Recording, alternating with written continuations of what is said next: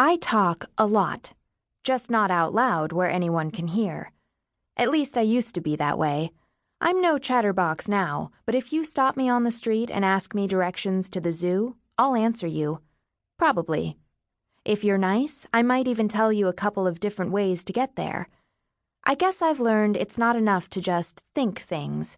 You have to say them, too, because all the words in the world won't do much good if they're just rattling around in your head. But I'm getting ahead of myself. To understand me and how I've changed, I need to go back to 1958. It was a beautiful day in September, and I was standing on top of a diving board. The blue sky was reflected in the water below, the white board felt scratchy under my feet, and the smell of hot dogs wafted up from the snack stand. It was a perfect summer day, the kind you see in the movies, and I was positive I was going to throw up.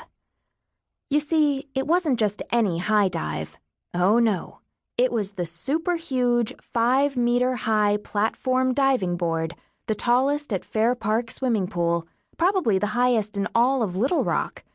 It might have even been the highest in all of Arkansas, which wouldn't have been a problem if I hadn't been afraid of heights. But I was.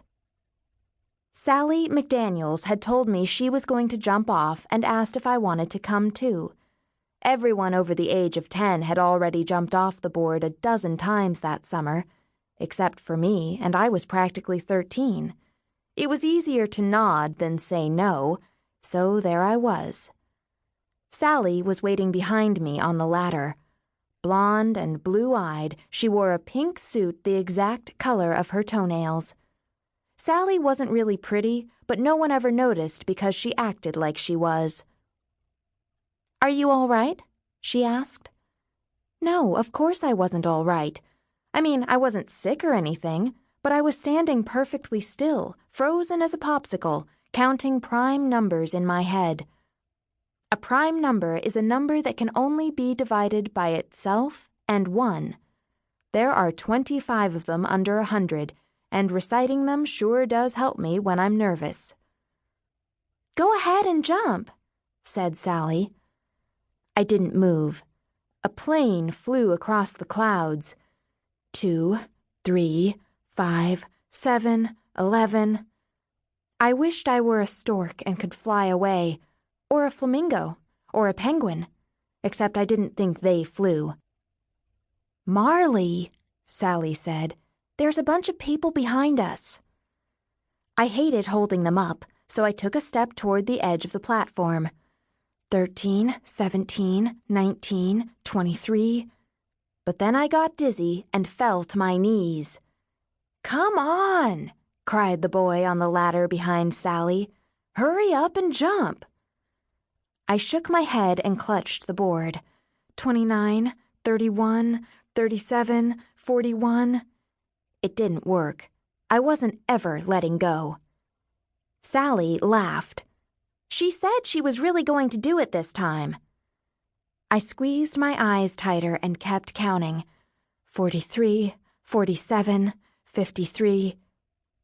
"Isn't that Judy Nisbet's little sister?" someone said.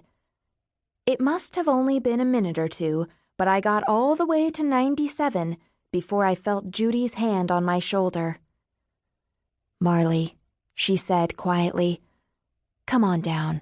I already bought a Coke and a payday. We can share them on the way home."